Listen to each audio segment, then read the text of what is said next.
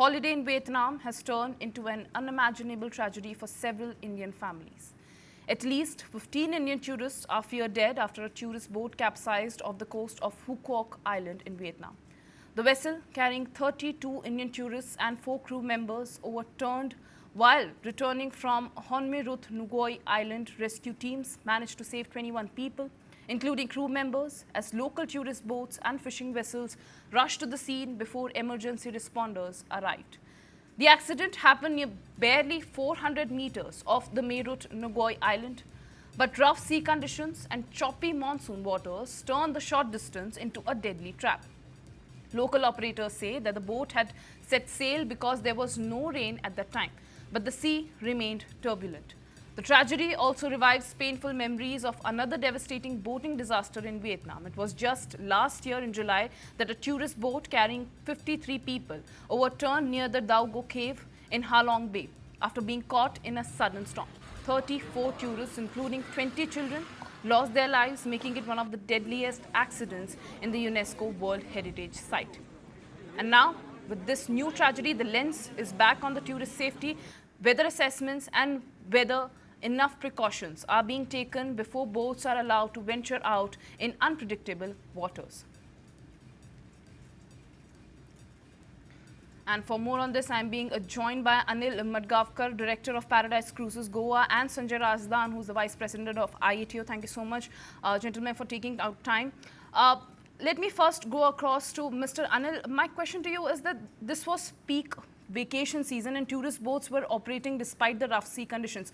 Do you think that there should be stricter thresholds that should be set for suspending operations if the weather is not allowing it?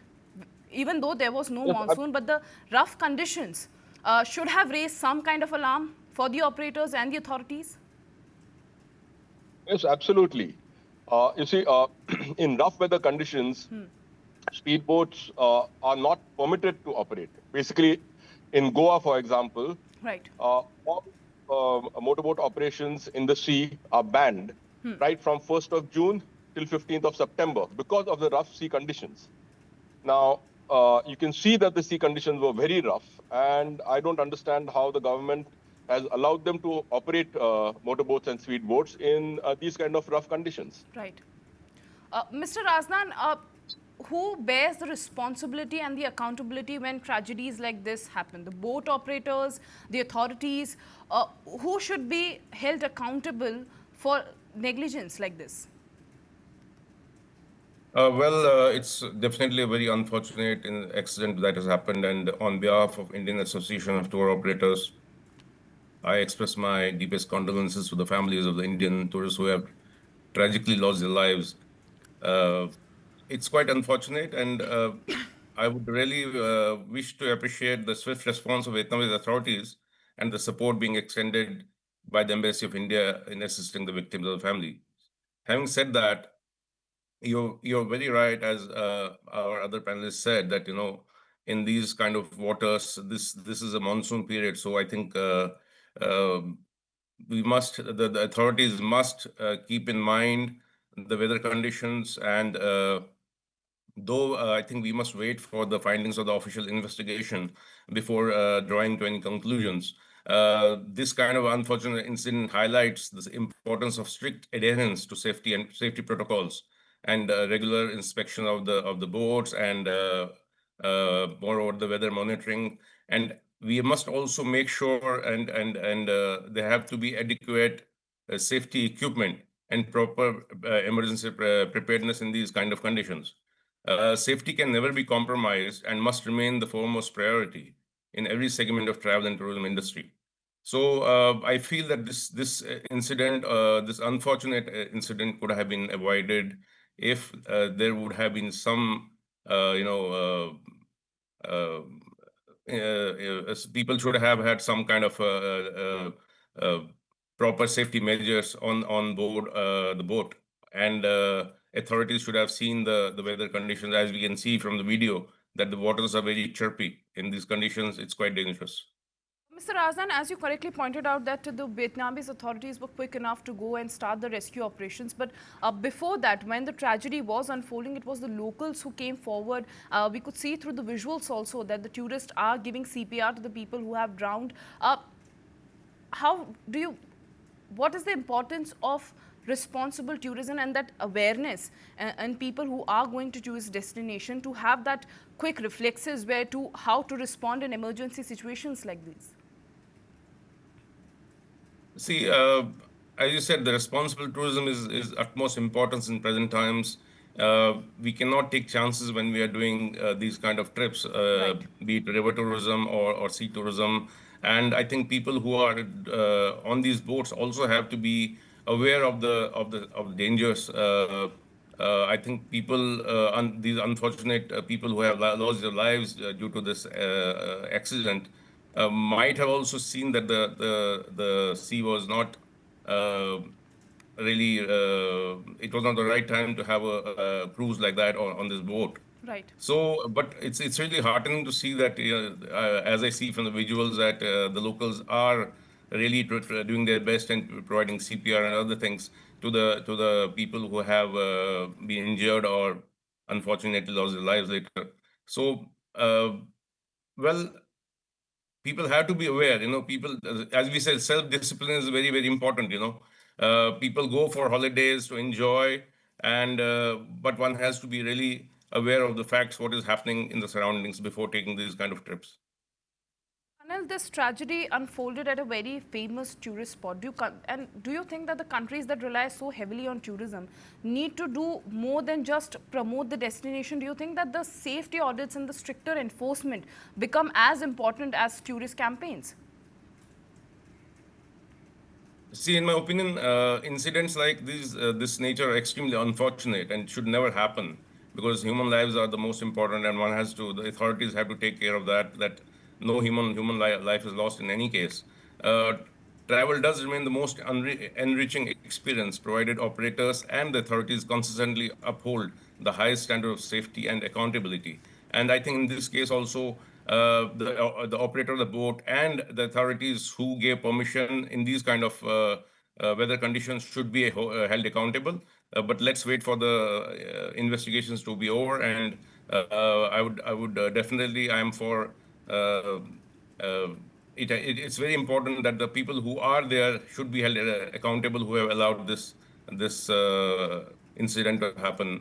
Very unfortunate.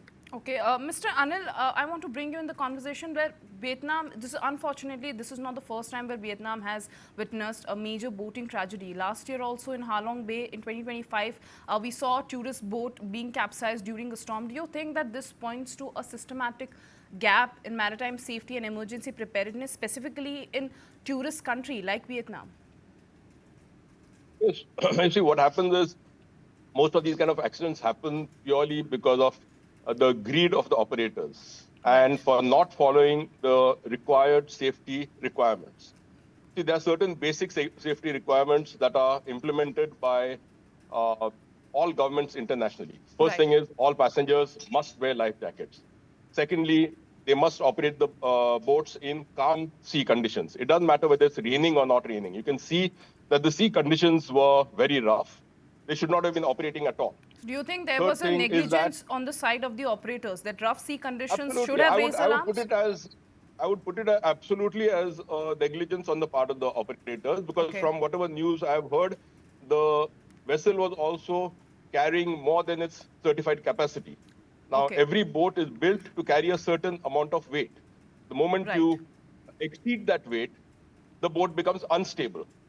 And in rough sea conditions, the moment the boat becomes unstable, it's most likely that it will capsize. So the fault, in my opinion, the fault basically lies with the operators. They should not be operating in these conditions. It's the same situation like in Goa. I mean, people can operate boats in Goa in these sea conditions, but they are banned. It's totally banned because the sea conditions are rough, and they should implement the similar ban in all the conditions that are affected by the monsoons. Because the monsoon time, even whether there's rain or there's no rain, the sea conditions are always rough. So that has to be taken into consideration by the authorities. I'm not sure whether the authorities have permitted this boat to operate. But the report says that the boat was carrying excess passengers than what it is certified for. And so whether the other thing the authorities have to also check is whether the boat had a proper seaworthiness certificate, because every boat has to be inspected annually to make sure that it is properly seaworthy. You have to make sure that the people who are operating the boat were certified captains and crew, or whether a proper certified captain was not on board. And main thing is operating in these kind of sea conditions is absolute nonsense. They should never have been operating in these conditions. Mr. Razdan, would you agree to what Mr. Anil was just pointing out, that it was the greed of the operators and the negligence of the authorities that led to a tragedy like this, where 15 Indians have been killed? And it's not just about Indians, it's about 15 lives being lost. How does one regulate tragedies like this, and how does one regulate the boat operators, the tourist destinations? Because of course it's a tourist season, people are rushing to that area. How does authorities be more stringent, and there should be penalties, there should be accountability on the operators and the private companies who are providing adventures like this? I agree fully with Mr. Anil. He said that it's mainly greed. You know, people who are operators of boats or any kind of equipment that's used for tourism purposes Right. should be uh, inspected properly. There has to be checks and balances. The authorities have to come heavily on these people who do not adhere to rules and regulations. As Anilji said, that there were 35 people or more, which were not more than the carrying capacity of the boat, which was actually inviting trouble and danger. So if the operator has uh, carried more passengers as allowed, I think the government and the authorities in Vietnam should come down heavily on them and leave an example that these kind of unfortunate tragedies do not happen in future. So we have to be very, very the authorities be everywhere, anywhere in the world, be it Vietnam or even India or anywhere in the world. One has to be, the authorities have to, because I would say that people get greedy, so but then the authorities have to take care of them and be very strict on, because as I said earlier, no human life should be lost, which is the most precious. Well, thank you so much, Mr. Anil and Mr. Razdan, for joining me on the broadcast and taking out the time. For now, a lot of questions remain unanswered as families await that what exactly went wrong.